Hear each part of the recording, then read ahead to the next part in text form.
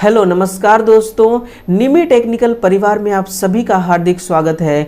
तो electrician theory का एक शानदार सेशन लेकर मैं आप सभी के सामने आया हूं। और दोस्तों, जिस उम्मीद से आप इस क्लास में आए हैं उस उम्मीद पे खरा उतरने के लिए बस आप मुझे एक मौका दीजिए दोस्तों, और आप इस क्लास को पूरा देखिए। और जो मैंने दोस्तों आपके लिए कंटेंट तैयार करके लाया है, ये कंटेंट दोस्तों जरूर आपके दिल को टच करेगा, जरूर दोस्तों आपके दिल को छू जाएगा। और दोस्तों अगर आपके दिल को टच करे तो बस आपको एक काम करना है कि इस क्लास को दोस्तों क्या करना है, लाइक करना है। तो चलिएगा दोस्तों, हम उन प्रश्नों को प्रारंभ करते हैं। देखिएगा, पहला प्रश्न आपके सामने आया है और देखिएगा पहला ही प्रश्न है दोस्तों जो ऑटोमोबाइल से संबंधित है। अब इस क्वेश्चन में दोस्तों, इस क्वेश्चन से एग्जाम में और कई प्रकार से क्वेश्चन पूछे जा सकते हैं, तो वो क्वेश्चन भी दोस्तों मैं आपको बताने की कोशिश करूंगा। देखिएगा क्वेश्चन क्या है आपका, मोटर वाहन या ऑटोमोबाइल्स के दोस्तों, मोटर वाहन या ऑटोमोबाइल्स गाड़ियों में लगा कन्वर्टर क्या परिवर्तन करता है। डीसी को डीसी में, एसी को डीसी में, डीसी को एसी में या एसी को एसी में। तो सुनना दोस्तों, चाहे वो कन्वर्टर किसी इलेक्ट्रॉनिक सर्किट में लगा हो, लिखना दोस्तों, चाहे वो जो आपका कन्वर्टर हो वो दोस्तों कन्वर्टर है ये इलेक्ट्रॉनिक परिपथ में लगा है। कहाँ पे दोस्तों, इलेक्ट्रॉनिक परिपथ में, या फिर दोस्तों ऑटोमोबाइल्स में। किसमें, ऑटोमोबाइल्स में। दोनों जगह पे लगा होगा दोस्तों, फिर भी ये काम तो एक ही करेगा। ये कन्वर्टर क्या काम करता है दोस्तों, एसी को डीसी में परिवर्तित करता है। किसको दोस्तों, एसी को डीसी में परिवर्तित करने का काम किसका है, तो ये है दोस्तों आपके कन्वर्टर का, है ना। एसी को डीसी में कौन करता है दोस्तों, कन्वर्टर। अगर इन्वर्टर की बात करें दोस्तों तो नोट करना, जो आपकी इन्वर्टर है ये क्या करती है दोस्तों, ये डीसी को एसी में परिवर्तित करती है। किसको दोस्तों, डीसी को एसी में परिवर्तित करने का काम किसका है, इन्वर्टर का। और कन्वर्टर का एसी को डीसी में परिवर्तित करना। तो दोस्तों आंसर क्या होगा, एसी को डीसी में कौन कन्वर्ट कर रहा है, तो कन्वर्टर। ऑप्शन नंबर दोस्तों बी आपका करेक्ट आंसर हो जाएगा। इसी के साथ में देखिए, अगर आपसे पूछे डीसी को एसी में, तो दोस्तों ये कौन कर रहा है, ये इन्वर्टर कर रही है। इन्वर्टर डीसी को एसी में। और दोस्तों एसी को एसी में कौन कन्वर्ट करता है, तो नोट करना, साइक्लोट्रॉन। क्या दोस्तों, साइक्लोट्रॉन एक क्या है, ये दोस्तों एक इलेक्ट्रॉनिक युक्ति है जो क्या काम करती है, जो दोस्तों एसी को एसी में कन्वर्ट करती है। और डीसी को डीसी में कन्वर्ट करने का काम है दोस्तों एक चॉपर का। क्या है दोस्तों, एक चॉपर का काम है कि डीसी को डीसी में कन्वर्ट करना। अब देखना दोस्तों, यहां से और क्या आपके एग्जाम के लिए मोस्ट इंपोर्टेंट क्वेश्चन निकल के आ सकता है कि देखिए दोस्तों, जो आपके ऑटोमोबाइल्स हैं इसमें किस प्रकार के लैंप का प्रयोग किया जाता है ना। तो इस पॉइंट को भी आप नोट करना दोस्तों कि जो लैंप इसमें काम लिया जाता है वो कौन सी लैंप होती है दोस्तों, सोडियम वेपर लैंप। कौन सी दोस्तों, सोडियम वेपर लैंप होती है, जो कि ऑटोमोबाइल्स जैसे गाड़ियों में दोस्तों काम आती है। और यहाँ से एक और क्वेश्चन बनता है दोस्तों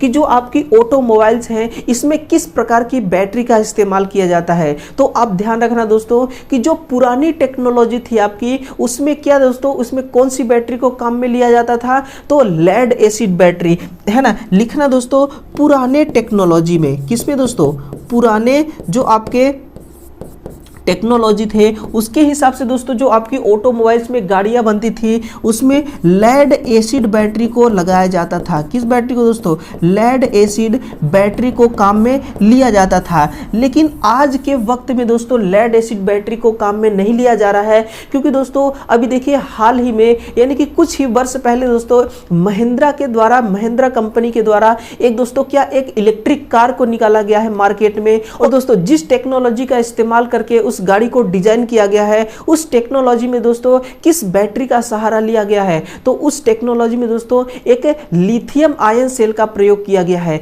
किसका दोस्तों, लिखेगा यहां पे कि जो आपकी न्यू टेक्नोलॉजी है, कौन सी दोस्तों, न्यू टेक्नोलॉजी में लिथियम आयन, लिखिएगा दोस्तों,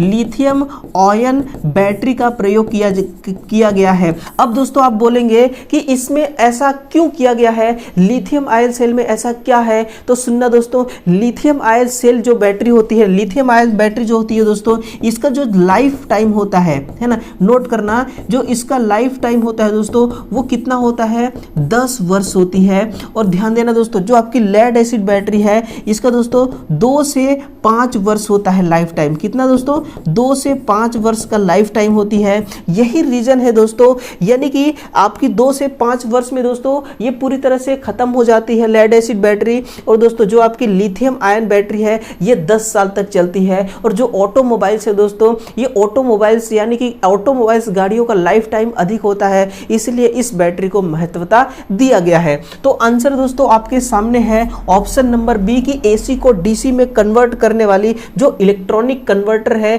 वो दोस्तों इसी का काम है, यही इसी उद्देश्य के लिए इसको लगाया जाता है। अगला देखिए कि 3000 आरपीएम से कम स्पीड पर चलने वाली मशीन को पहचानिए। कौन सी मशीन है दोस्तों? क्या वो differential machine, introduction machine, induction machine या समांतर मशीन? तो सुनना दोस्तों, अब आपके मन में एक विचार और एक ख्याल जरूर आता होगा कि सारे मशीन हैं जो 3000 आरपीएम से कम पर चलते हैं। कहने का मतलब यहाँ पे क्या है? तो दोस्तों यह इनडायरेक्टली रूप से दोस्तों स्लिप को कहा जा रहा है। किसके बारे में कहा जा रहा है? स्लिप के बारे में कहा जा रहा है, क्योंकि दोस्तों जब स्लिप होगा तभी आपकी मोटर 3000 आरपीएम पे नहीं घूमेगी। तो स्लिप दोस्तों डिफरेंशियल में भी होगी, इंट्रोडक्शन में भी होगी, इंडक्शन और समांतर, है ना, इस प्रकार की कोई मोटर नहीं होती है। तो देखिएगा समांतर का मतलब क्या हो गया दोस्तों? शंट मोटर, है ना। तो इन सब में दोस्तों क्या होता है? स्लिप होती है। लेकिन सबसे अधिक स्लिप किस में होती है? इंडक्शन मोटर में दोस्तों सबसे अधिक स्लिप पाई जाती है। इसलिए इंडक्शन मोटर को दोस्तों कहा गया है कि 3000 आरपीएम से कम स्पीड पर चलने वाली ये मोटर होती है। अब सुनना दोस्तों, आरपीएम का पूरा नाम क्या होता है? तो नोट करना, आरपीएम का मतलब होता है दोस्तों रिवोल्यूशन। क्या दोस्तों इसका पूरा नाम क्या होता है? रिवोल्यूशन पर मिनट, है ना। रिवोल्यूशन दोस्तों पर मिनट इसका पूरा नाम होता है। यानी कि 1 मिनट में जो मोटर का शाफ्ट है, जो मोटर का रोटर है दोस्तों, वो कितने चक्कर लगा रहा है 1 मिनट के अंदर। इसी प्रकार से दोस्तों जब आपके सामने आरपीएस लिखा हुआ आए तो इसका मतलब क्या होता है? रिवोल्यूशन पर सेकंड इसका मतलब होता है। क्या दोस्तों इसका मतलब क्या होता है? रिवोल्यूशन पर सेकंड, यानी कि 1 सेकंड में शाफ्ट कितने चक्कर लगा रही है। और आरपीएम का मतलब एक मिनट में आपकी मोटर का जो रोटर है वो कितने चक्कर लगा रही है। ये आरपीएम और ये आरपीएस होती है। लेकिन आप दोस्तों जब भी स्पीड निकालते हैं हमेशा आरपीएम में ही निकालते हैं, क्योंकि इतनी छोटी स्पीड की हमें कोई जरूरत नहीं पड़ती है कि हम उसका आरपीएस में कैलकुलेशन करें। तो ये रहा दोस्तों। और देखिएगा मशीन किसको कहते हैं? क्या दोस्तों मशीन किसको कहते हैं? तो नोट करना दोस्तों, जो आपकी मशीन होती है ना, मशीन का काम क्या होता है? अगर हम इनपुट के रूप में दोस्तों इसको क्या दें? इलेक्ट्रिकल सप्लाई, है ना। ये इलेक्ट्रिकल दोस्तों ऊर्जा को किस में कन्वर्ट कर रहा है? इलेक्ट्रिकल ऊर्जा को दोस्तों ये यांत्रिक ऊर्जा में कन्वर्ट कर रहा है। किस में दोस्तों? यांत्रिक ऊर्जा में कन्वर्ट कर रहा है। यानी कि ऊर्जा के रूप को दोस्तों क्या कर रहा है? ये चेंज कर रहा है। और चेंज करने का काम किसका है? एक मशीन का काम है। लेकिन याद रखना दोस्तों, पंप अलग चीज है। पंप क्या है दोस्तों? पंप किसको कहते हैं? तो पंप भी दोस्तों यही काम करता है, इलेक्ट्रिकल को, किसको? इलेक्ट्रिकल को दोस्तों मैकेनिकल में कन्वर्ट करता है। लेकिन ध्यान रखिए यहाँ पे जो यांत्रिक ऊर्जा होगी, ये यांत्रिक ऊर्जा क्या होगी दोस्तों? पानी होगी। यहाँ पे यांत्रिक ऊर्जा क्या होगी? पानी यांत्रिक ऊर्जा होगी। लेकिन जो यहाँ पे आपकी दोस्तों यांत्रिक ऊर्जा होगी ये किस पे होगी? ये बीएचपी में होगी। किस में दोस्तों? बीएचपी में होगी। यही इसमें अंतर है। तो ऑप्शन नंबर सी आपका सही आंसर है और ऑप्शन नंबर सी को आपको क्या करना होगा? करेक्ट आंसर करना होगा। इसी के साथ में अगला देखिए, सूखा सेल की ईएमएफ विभव कितना होता है?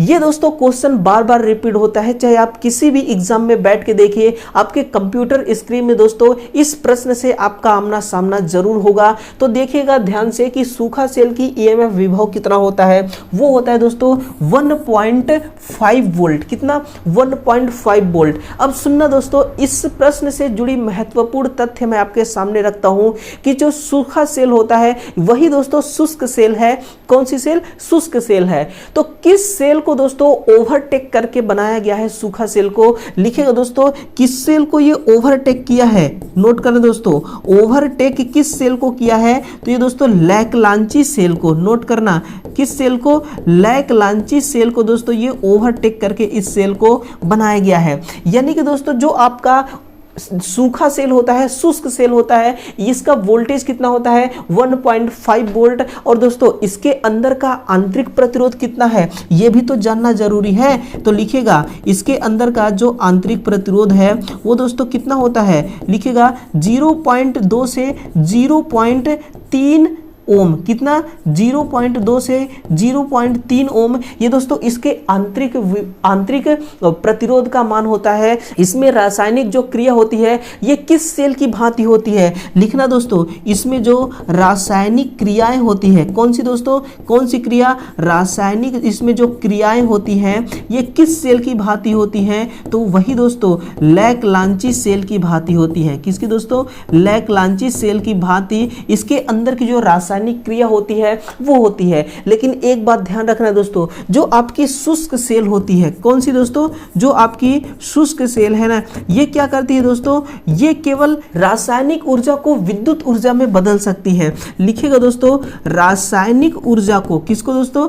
रासायनिक ऊर्जा को किस में ये कन्वर्ट कर सकती है? तो ये दोस्तों ये विद्युत ऊर्जा में कन्वर्ट कर सकती है ना, विद्युत ऊर्जा में कन्वर्ट कर सकती है। ये दोस्तों विद्युत को रासायनिक में नहीं बदल सकती, केवल रासायनिक को ये विद्युत में बदल सकती है। यही इसकी मुख्य बात है। तो शुष्क सेल के बारे में जो पॉइंट दोस्तों एग्जाम में पूछा जा सकता है वो सारे पॉइंट आपके सामने प्रेजेंट हैं और इसको आपको क्या करना है? याद करना है और अपने नोटबुक में नोट करना है। इसी के साथ में जो अगला प्रश्न निकल करके आता है, क्वेश्चन नंबर कौन सा दोस्तों? क्वेश्चन नंबर 4 क्या है कि single phase slip ring motor में स्टार्टिंग के समय रोटर बार फ्रीक्वेंसी कितना गुना होता है? बहुत ही शानदार क्वेश्चन है। सिंगल फेज इंडक्शन मोटर का ये क्वेश्चन है कि जो आपका सिंगल फेज मोटर है दोस्तों, कौन सी मोटर? स्लिप रिंग मोटर में स्टार्टिंग के समय जो रोटर के बार होते हैं दोस्तों उसमें फ्रीक्वेंसी कितना गुना होता है? फ्रीक्वेंसी के कॉन्सेप्ट को दोस्तों मैं आपके सामने रखता हूं। देखिए जो रोटर बार होता है इसका फ्रीक्वेंसी कितना होता है? देखिए दोस्तों आपको पता होगा कि जो NS बराबर होता है वो 120 F/P होता है। ये एक प्यारा सा क्या दोस्तों? एक प्यारा सा फॉर्मूला है। यहां से निकल करके आती है कि NS समानुपाती F है ना। NS समानुपाती क्या दोस्तों? F। अगर आप NS यानी कि सिंक्रोनस स्पीड को बढ़ाएंगे तो दोस्तों FS का भी मान बढ़ेगा। इसीलिए दोस्तों क्या होता है, जब आपकी मोटर दोस्तों बिल्कुल दोस्तों क्या होती है, जब आपकी मोटर प्रारंभ में होती है, जब दोस्तों मोटर आपकी शुरुआत होती है, उस समय जब सप्लाई फ्रीक्वेंसी का जितना मान होता है उतना ही मान होता है रोटर फ्रीक्वेंसी का। कितना दोस्तों? रोटर फ्रीक्वेंसी का मान उतना ही होता है, यानी कि उसी के बराबर होता है। तो देखिए आपको एक बात और पता होगा दोस्तों कि जो टाइम होता है ना, टाइम के दोस्तों व्युत्क्रमानुपाती होती है फ्रीक्वेंसी। यानी कि जब आपकी मोटर दोस्तों चलना प्रारंभ किया था तब कितना था? आरपीएम 0 आरपीएम पर था। कितना दोस्तों?